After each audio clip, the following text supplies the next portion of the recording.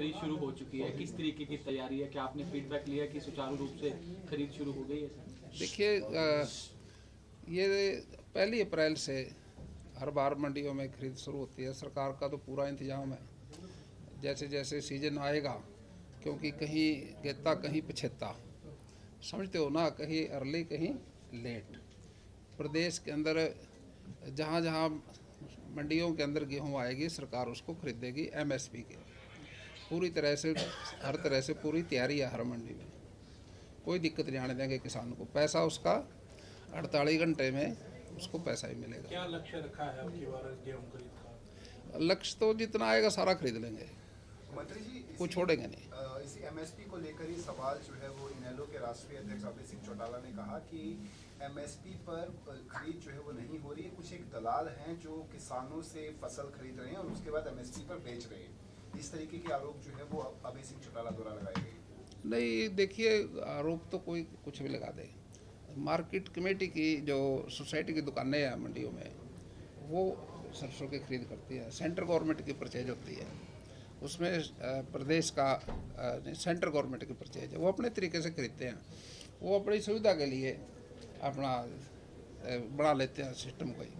Sir, एक decision भी लिया हरियाणा सरकार ने कि जो किसान पहले 25 क्विंटल सरसों बेचता था, अब उसकी लिमिट बढ़ाकर 40 क्विंटल कर दी है। किसान जो किसान सरसों बेचता था मंडी में, वो 25 क्विंटल बेचता था, पहले क्राइटेरिया था, अब 40 क्विंटल कर दी गई है। देखिए, वो तो बढ़ाते हैं सरकार, लेकिन ये तो उसका मेरी फसल मेरा ब्यौरा एकड़ के हिसाब से होता है। वो एकड़ की प्रोडक्शन जो है वो 8 कुंटल है। वो 1 एकड़ की 8 कुंटल के हिसाब से उसकी खरीदती है सरकार। अब उस पर 10 एकड़ है, 5 एकड़ है, कुछ उसका वो जो बातें कह रहे हैं वो आपकी बात ठीक है भाई। पहले ज़्यादा, मतलब किसी के पास 20 एकड़ है, किसी के पास कम है, अब वो 25 कुंटल से 40 क्विंटल 40 कुंटल कर। आज HASMB की भी बैठक हुई है, मुख्यमंत्री जी भी उस बैठक की अध्यक्षता कर रहे थे, आप भी बैठक में मौजूद थे, तो क्या कुछ निर्णय लिए गए सर बैठक में? मार्केटिंग बोर्ड की देखिए, मार्केटिंग बोर्ड की समीक्षा होती है बैठक में, 2-3 महीने के बाद होती है, और उसमें कुछ पॉइंट जो है डिपार्टमेंट के वो डिस्कस करते हैं। जैसे गन्नौर की मंडी का था, गन्नौर की मंडी की बात डिस्कस हुई, और कुछ लाइसेंस है जो मंडियों में जो बूथों के हैं उन पे भी चर्चा हुई। कुछ सड़कें हैं उन पे भी चर्चा हुई। अभी मुख्यमंत्री जी का जो बजट में संकल्प पत्र दिया, उसमें 6 महीने में सारी सड़कों को रिपेयर करना, ये बात उसमें डिस्कस हुई। कुछ सड़कें PWD की हैं, कुछ सड़कें मार्केट कमेटी की हैं, कुछ सड़कें और भी कहीं बनाते हैं जर्स के, वो सब की चर्चा हुई उसमें। एक जो ये मॉल है, एग्रो मॉल जो बनाए थे हुड्डा साहब के टाइम पे, ये केवल सफेद हाथी बन करके रह गए, तो इनको कैसे देखते हैं? अब इनका कोई, इनके बारे में भी कोई चर्चा हुई? क्योंकि मार्केटिंग बोर्ड के अंदर जो रोहतक का और पंचकुले का, रोहतक का, पंचकुला का, करनाल का, पानीपत का।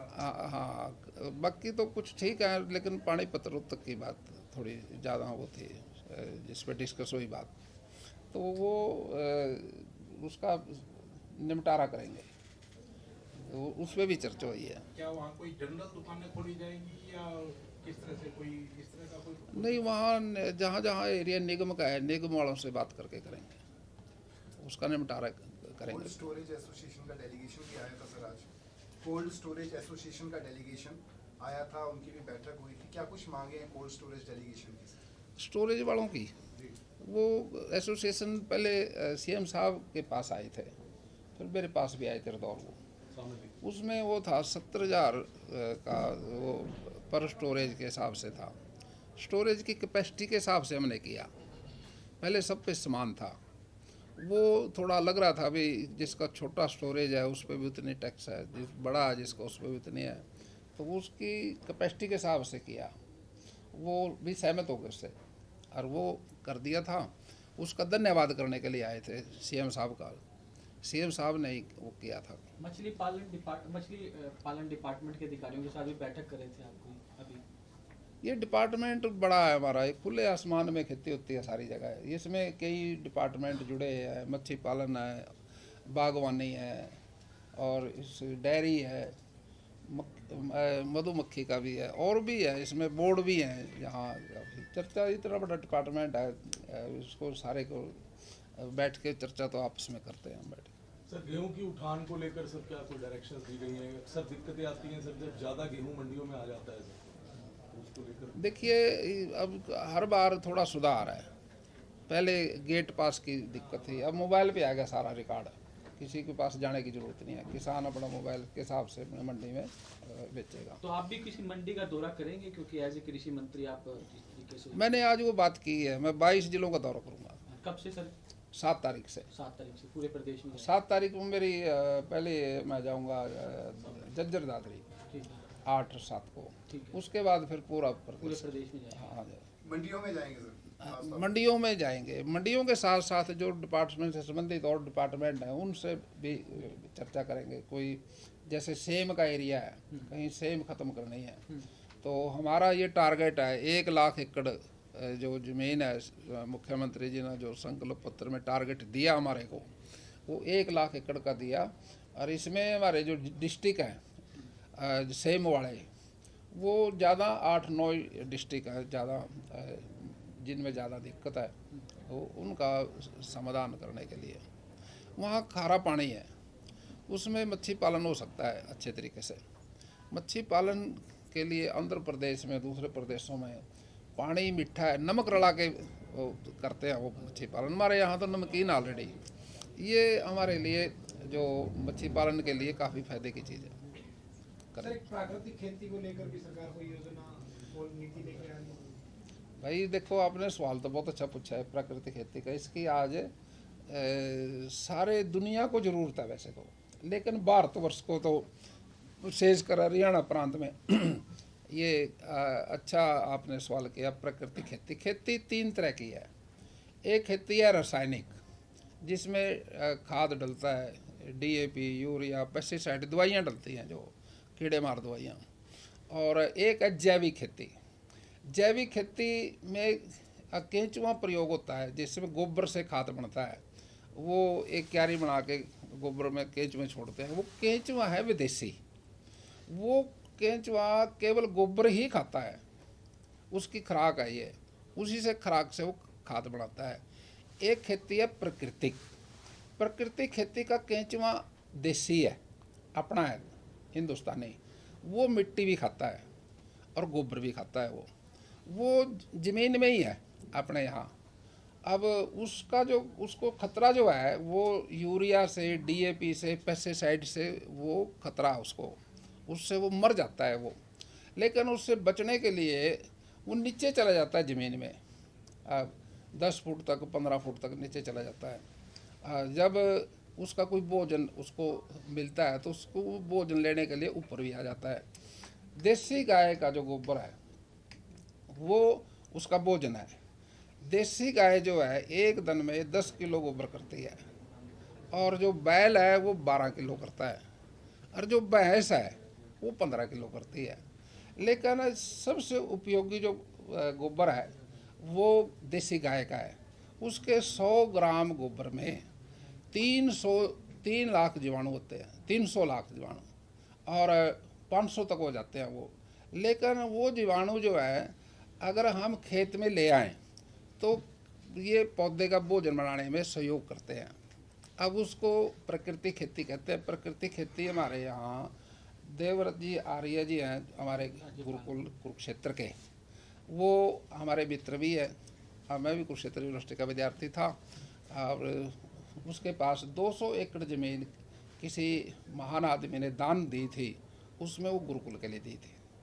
अब वो गुरुकुल की ज़मीन से हमारा बड़ा पुराना ताल्लुकात है। गाय मांग के लाते थे, अनाज मांग के लाते थे। कुछ वहाँ ज़मीन का झगड़ा था, वो भी सॉल्व कराया विद्यार्थी जीवन में। तो वहाँ आचार्य जी के साथ अच्छे संबंध। उन्होंने 35-40 साल से खेती कर रहे हैं वो। उसने सारियों खेती करके देख ली। उसने आचार्य जी ने तो ये जो रासायनिक खेती है ये भी करके देखी।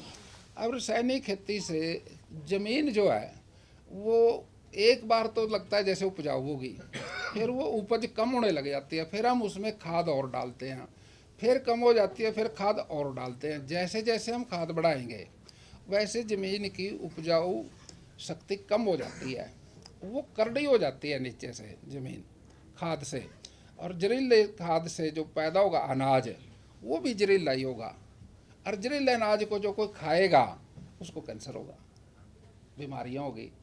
इसलिए प्राकृतिक खेती की ज़रूरत है। आज भारतवर्ष के अंदर माननीय मोदी जी ने इसकी तरफ ध्यान दिया है। प्राकृतिक खेती हम करेंगे, उससे उपज कम नहीं होती, खर्चा कम होगा, मेहनत है, किसान को उससे फ़ायदा है। लेकिन एक प्रचलित होगी बात टीवी पे रेडियो पे, अभी भाई ये खाद का प्रयोग करते हैं, इससे फ़ायदा होता है, लेकिन इससे हमारी ज़मीन बीमार होगी, और बीमार माँ के पेट से बच्चा जो पैदा होगा वो हेल्दी थोड़ी होगा, वो भी बीमार होगा। इसलिए गबरू जो पढ़ते थे हरियाणा में, एक तो होते हैं जवान, जवान के साथ साथ गबरू शब्द जो था ये हमारा गांव का शब्द है। गबरू कहते थे भाई ये लड़का बड़ा गबरू है। गबरू का मतलब बहुत ताकतवर है। वो ताकत माँ बाप के बेसिकल स्ट्रेंथ जो मिलती है बच्चे को, वो माँ बाप से मिलती है जन्म से। अब जन्म से जो ताकत मिलती थी वो माँ बाप भी देसी थे, उनके बच्चे गबरू बनते थे। अब दिक्कत आ रही है, क्या कदम उठाएंगे सर इसको बढ़ावा देने? वो दिक्कत प्राकृतिक खेती से वो दिक्कत ठीक हो सकती है, ठीक है पूरे खाना ठीक हो। सर पीएम मोदी का दौरा है 14 अप्रैल को, क्या कुछ कार्यक्रम रहने वाले हैं उनके? कहाँ पे उनके जनसभाएं होंगी, क्या कुछ रहने वाला है? देखिए दो ही जगह है, हिसार में और जमुनानगर। हमारा वहाँ प्लांट का शिलान्यास करेंगे, वो प्लांट की कैपेसिटी बढ़ रही है। 14 तारीख को माननीय प्रधानमंत्री जी हिसार भी आएंगे, सुबह और शाम को दोपहर बाद जमुनानगर आएंगे। वहाँ 11 बजे आएंगे, वहाँ 2 बजे आएंगे, दोनों जगह है सर? दोनों जगह है। हाँ जी, तो ये था, और मैं समझता हूँ भाई आप लोग आए, आपका बहुत बहुत धन्यवाद। धन्यवाद सर। आड़ी पाड़ी महकमा अपना पंजाब में तो डंगल डोर वाला